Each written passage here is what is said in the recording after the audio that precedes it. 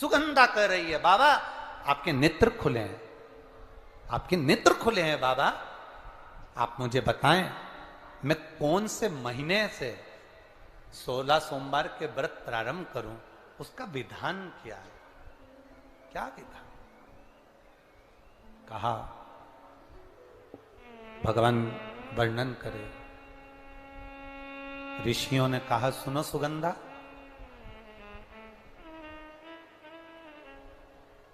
ये 16 सोमवार का व्रत कोई साधारण नहीं है। सुगंधा, संतान की प्राप्ति के लिए अगर 16 सोमवार का व्रत उठाया जाता है तो श्रावण के पहले सोमवार से उठाया जाता है। कब से उठाना चाहिए? श्रावण का पहला सोमवार। सुनो सुगंधा, यदि कोई विशेष बीमारी हो गई, बहुत रोग हो गया, तकलीफों में जिंदगी चल रही हो, बहुत कष्टप्रद जीवन चल रहा, तो बैसाख के महीने के पहले सोमवार से 16 सोमवार का व्रत उठाना चाहिए। और सुनो सुगंधा, उत्तम वर, उत्तम घर, व्यापार, व्यवसाय, नौकरी, पद, प्रतिष्ठा,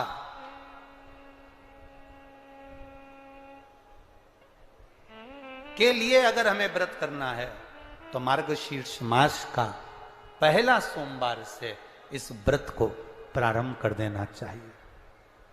मार्गशीर्ष मास का पहला जो सोमवार हो उसमें इस व्रत को प्रारंभ कर लो।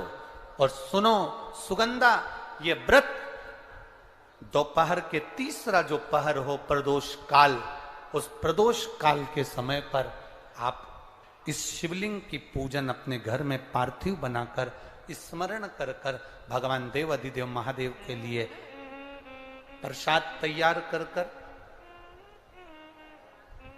आप जिस भाव से भगवान शंकर का आटा सेक कर या चूरमा बनाकर या मलिदा बनाकर जो भी आप बना रहे हैं, उससे 3 हिस्से प्रसाद के इस 16 सोमवार के व्रत में भी होते हैं। कितने हिस्से होते हैं? 3 हिस्से। पशुपति व्रत में 16 सोमवार के व्रत में एक अंतर भारी है। पशुपति व्रत में 2 हिस्से मंदिर में रह जाते हैं, एक हिस्सा अपने साथ आता है और स्वयं को खाना पड़ता है। पर 16 सोमवार के व्रत में यह भाव है, एक हिस्सा भोलेनाथ का रहता है, दूसरा हिस्सा भक्तों के लिए, शिव भक्तों के लिए रहता है, और तीसरा हिस्सा आपके लिए रहता है। यदि पूरा ना पा सकें तो दूसरे को भी आपके हिस्से का प्रसाद दे सकते हैं, प्रदान कर सकते हैं। अब आ जाओ, बड़ा सुंदर प्रसंग।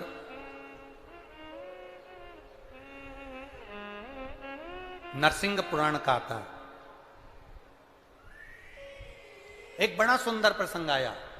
16 सोमवार के प्रसाद को कई माताएं जब 16 सोमवार का उद्यापन करती हैं, 16 जोड़े आमंत्रित करती हैं और 16 जोड़ों को घर में बुलाकर जब भोजन कराती हैं, तो वो 16 जोड़े जो भोजन करने वाले होते हैं या 16 सोमवार के उद्यापन, हम तो आपसे यहां तक कहेंगे कि 16 सोमवार का उद्यापन अगर किसी के यहाँ मोहल्ले में, कॉलोनी में, घर में किसी के यहाँ हो रहा हो तो उसके यहाँ आप भोजन भंडारा खाने के लिए जाओ चाहे मत जाओ, पर 16 सोमवार का अगर प्रसाद का उद्यापन का अगर प्रसाद मिल जाए तो दोनों हथेलियां फैलाकर श्री शिवाय नमस्तुभ्यम कहकर, ओम नमः शिवाय बोलकर, नमः शिवाय बोलकर, अपनी कामना कर कर, किसी के अगर उद्यापन हुआ हो, दोनों हथेलियां फैलाकर उससे थोड़ा सा प्रसाद मांगकर उसी के दरवाजे पर खाकर आ जाइए,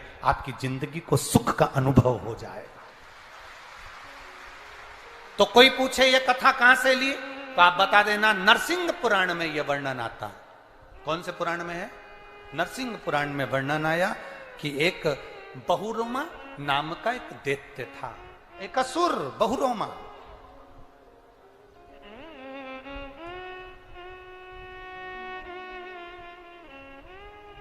एक बार बहुरोमा नामक का ये दैत्य या असुर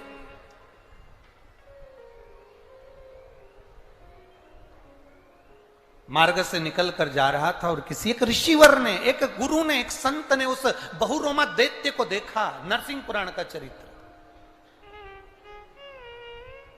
कोई आपसे पूछे कि 16 सोमवार के व्रत का प्रसाद का महत्व क्या है, क्या महत्व?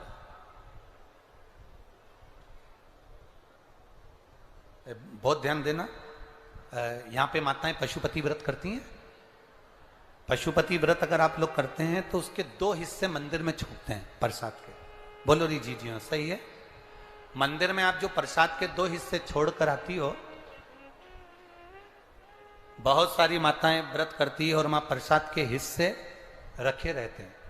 मंदिर का पुजारी हो, मंदिर के पंडित जी हो, या मंदिर की कोई नारी, कोई पुरुष, कोई बच्चा, कोई बड़ा, उस प्रसाद को एकत्रित कर लेता है और उस प्रसाद को जो भक्त लोग दर्शन करने आते हैं, जिनका पशुपति व्रत नहीं रहता, या जो दर्शन करने आए, या गांव के बच्चे हों, नगर के बच्चे हों, कॉलोनी के बच्चे हों, उनको वो प्रसाद जो वितरण किया जाता है, शिव महापुराण की कथा कहती है, हजारों हजारों अश्वमेध यज्ञ का जो फल प्राप्त होता है, वो मात्र वो प्रसाद के वितरण से, उसके पाने से प्राप्त हो जाता है।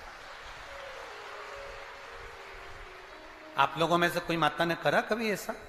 अगर कोई प्रसाद चढ़ाकर गया, पशुपतिनाथ व्रत का 2 हिस्सा छोड़कर गया, और बहुत सारी माताओं ने छोड़ दिया और वो सब चली गई, उसके बाद वो प्रसाद रखा रहता है, तो उसको एक तसले में, एक पात्र में एकत्रित करना चाहिए और उसको बांटना। हजारों अश्वमेध यज्ञ के फल के बराबर वो पुण्यता पशुपतिनाथ के व्रत को वितरण करने की, उसको पाने की।